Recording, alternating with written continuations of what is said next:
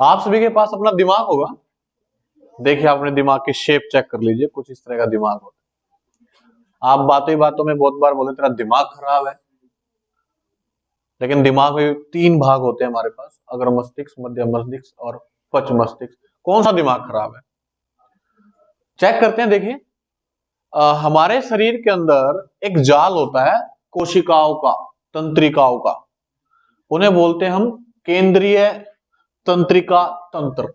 दो चीजों से मिलकर बना होता है, मानव मस्तिष्क और मेरुरज्जु।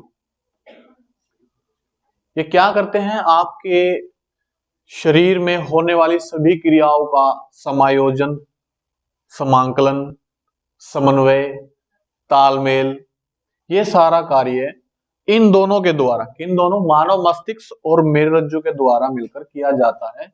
और इन दोनों के ही जोड़ को हम बोलते हैं केंद्रीय तंत्रिका तंत्र। ये आपके दिमाग की थोड़ी सी एक इमेज है, चित्र है। आइए दिमाग देखिए कैसे हमारा जो है काम करता है, विचार करते हैं। देखिए, मस्तिष्क के तीन भाग हैं हमारे पास। पहला भाग होता है अगर मस्तिष्क, दूसरा भाग होता है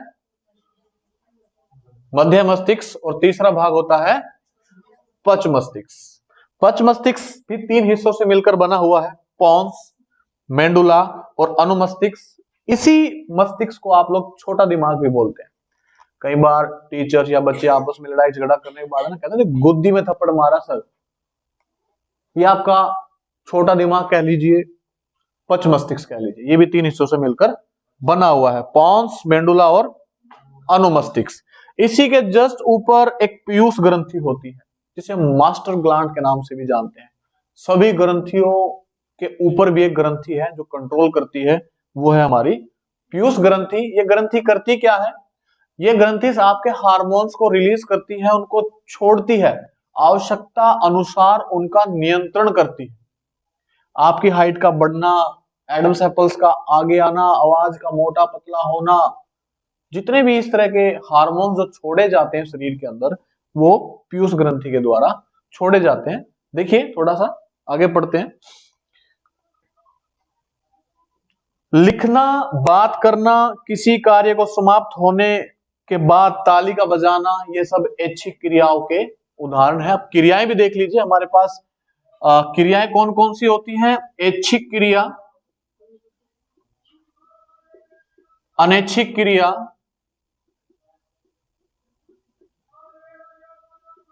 और एक क्रिया होती है प्रतिवृत्ति क्रिया। ठीक है सर, ये क्रियाएं कौन कौन सी होती हैं।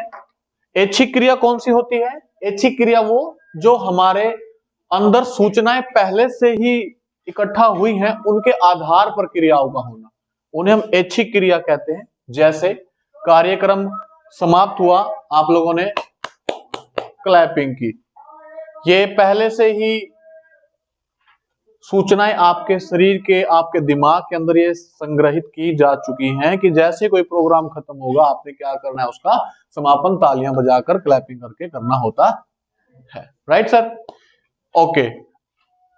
अनैच्छिक क्रिया कौन सी होती है, अनैच्छिक क्रियाएं वो क्रिया होती हैं जिन पर आपके सोच विचार का, दिमाग का कुछ हद तक कंट्रोल नहीं होता। जैसे ब्रीथिंग, सांस का लेना, हृदय का धड़कना, पाचन सिस्टम का काम करना, ये आपके कंट्रोल में नहीं होती। ये क्रियाएं अपने आप होती हैं, इन्हें हम क्या बोलते हैं, अनैच्छिक क्रियाएं। एक होती है प्रतिवर्ती क्रियाएं, अब आगे आएंगी, जैसे उनको धीरे धीरे पढ़ेंगे। ताली बजाना इत्यादि ऐच्छिक क्रियाओं के कुछ उदाहरण है। ठीक है, मस्तिष्क को भी पेशीय संदेश भेजने होते हैं। मस्तिष्क को भी ताली बजाने के लिए भी पेशीय बल की आवश्यकता होती है, उसका संदेश भेजना होता है। यह दूसरा मार्ग है जिसमें तंत्रिका तंत्र पेशियों तक संचार, यानी कि जो सूचना है उसको भेजता है। ठीक है सर, केंद्रीय तंत्रिका तंत्र तथा शरीर के विभिन्न भागों में संचार को परिधीय तंत्रिका तंत्र जो है सरलता प्रदान करता है। शरीर के अंदर परिधीय मतलब एक दूसरे से टच मिला हुआ तंत्रिका तंत्र होता है, जो सूचनाओं को भेजने में, सूचनाओं को प्राप्त करने में सरलता प्रदान करता है। ओके, ठीक है सर। सरलता प्रदान करता है, जो मस्तिष्क से निकलने वाली कपाल तंत्रिकाओं तथा मेरुरज्जु से निकलने वाली मेरु तंत्रिकाओं से बना होता है। मेरुरज्जु से निकलने वाली तंत्रिकाओं से और कपाल, ये कपाल है खोपड़ी, इनसे मिलकर बना होता है। अतः मस्तिष्क हमें सोचने की अनुमति तथा सोचने पर आधारित क्रिया करने की अनुमति प्रदान करता है। जैसा आपको संभावना होगी, यह एक अति जटिल अभिकल्पना है मानव मस्तिष्क के, खुद के आपसे अनजान है, आपको नहीं पता आपके दिमाग की शेप कैसी है, किस तरह से चल रही है। ये इमेजिनरी फिगर है, आपका दिमाग को तीन हिस्सों में इस तरह से बांटा गया है। आप ये समझ लीजिए कि 3D ब्लूप्रिंट कह सकते हैं आप इसको, आपको नहीं पता, ये एक जटिल प्रक्रिया है। ठीक है सर। और चलिए फिर देखते हैं इसके बाद, बहुत ही काम की चीजें आ गई हैं। देखिए, मस्तिष्क का मुख्य सोचने वाला भाग कौन सा होता है? अगर मस्तिष्क। अगर मस्तिष्क में क्या क्या शामिल होता है? आपका हाइपोथैलेमस, परमस्तिष्क, ठीक है सर, ये सब शामिल होते हैं। इसमें क्या होता है कि विभिन्न ग्राही से संवेदी आवेग, आवेग का मतलब होता है सूचनाएं प्राप्त करने के कुछ अक्षेत्र, कुछ जगह बनाई गई हैं। वो कौन कौन सी हैं? देखिए, अगर मस्तिष्क के अलग अलग अक्षेत्र कौन कौन से? सूंघना, सुनना, देखना, यानी कि जो हमारी ज्ञानेंद्रियां हैं 5, उनके लिए अलग अलग क्षेत्र बनाए गए हैं, जहां सूचनाएं व अन्य सूचनाओं से पहले ही मस्तिष्क का अर्थ सूंघने से लगा लेता है। जैसे कोई भी एक क्रिया ले लीजिए जिसको आपको पहले से ही आपने हलवा बनाने की फ्रेग्रेंस, सुगंध देखी, महसूस की होगी। आप दूर से अंदाजा लगा लेते हैं आज कहीं पे हलवा बन रहा है। ये सूचनाएं पहले से क्या है आपके दिमाग में इकट्ठा की गई हैं। इन सब के आधार पर निर्णय लिया जाता है कि अनुक्रिया एवं सूचनाएं प्रेरक क्षेत्र तक कैसे पहुंचाई जाएं। जो ऐच्छिक पेशी की गति को हमारी टांग की पेशियां जो नियंत्रित करती हैं, यानी कि हमें चलना है, अब ये मेरी इच्छा है, मैं मूवमेंट कर रहा हूं, ये मेरी इच्छा है, ये कौन सी क्रिया हो गई? ऐच्छिक क्रिया हो गई।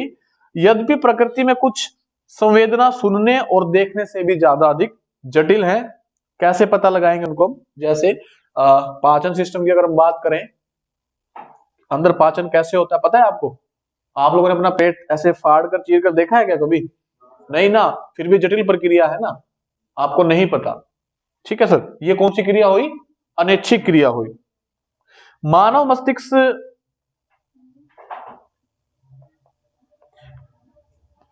पर मुख्य कंट्रोल जो होता है वो अगर मस्तिष्क का होता है। कई बार आपकी पसंद की चीजें आ जाती हैं, जैसे गोलगप्पे को देखकर आपके मुंह में पानी आ जाता है, आपसे रहा नहीं जाता। कौन सा भाग कंट्रोल करता है? अगर मस्तिष्क कंट्रोल करता है। ठीक है सर। और देखिए, अभी बात की थी अमर मस्तिष्क हमने दो भागों में बांट रखा है। परमस्तिष्क, परमस्तिष्क क्या क्या करता है? कुशलता, बुद्धिमत्ता, चेतना, आपका याद रखने की शक्ति के आधार पर बनाया गया है। परमस्तिष्क को दो भागों में बांटा गया, परमस्तिष्क और संवेदी क्षेत्र।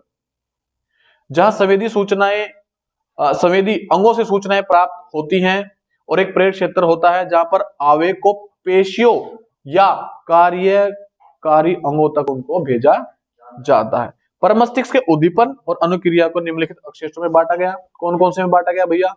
अनु कपाल जटिल पाली, जो क्या करता है? दृष्टि अभिग्रहण के लिए।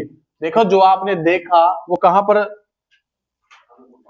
अनुकपाल के अंदर। उसका जो आपने देख कर सूचना इकट्ठा की वो कहां पर स्टोर होंगी? अनुकपाल में। फिर है शंखपाली। शंखपाली का प्रयोग किया जाता है आपका सुनने के लिए। शंखपाली का प्रयोग किया जाता है सुनने के लिए।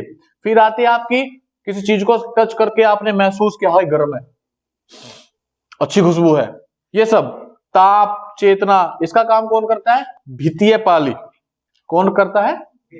जी। उसके बाद है पेशीय क्रियाओं के लिए अग्र ललाट पाली। पेशीय बल, किसी चीज को उठाना, धक्का मारना, इस तरह से। फिर आता है आपका मध्य मस्तिष्क। मध्य मस्तिष्क, मध्य मस्तिष्क हमारे उदर, सिर, गर्दन में दृष्टि, श्रवण संबंधित उद्दीपन के प्रति होने वाली प्रतिवृत्ति क्रियाओं को नियंत्रित करता है। कौन करता है ये सब कार्य? मध्य मस्तिष्क। क्या क्या करता है? सर, गर्दन, दाएं बाएं, उधर, पेट, इन सब की क्रियाओं को कौन कंट्रोल करता है?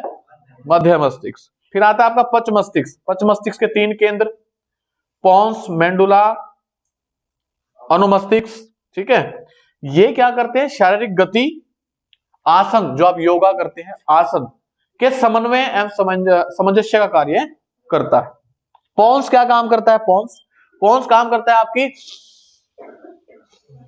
सांस लेने की क्रिया को नियंत्रित करता है। और मेंडुला क्या करता है, आपका खांसना, छींकना जैसी क्रियाओं का नियंत्रण करता है। कौन करता है, मेंडुला।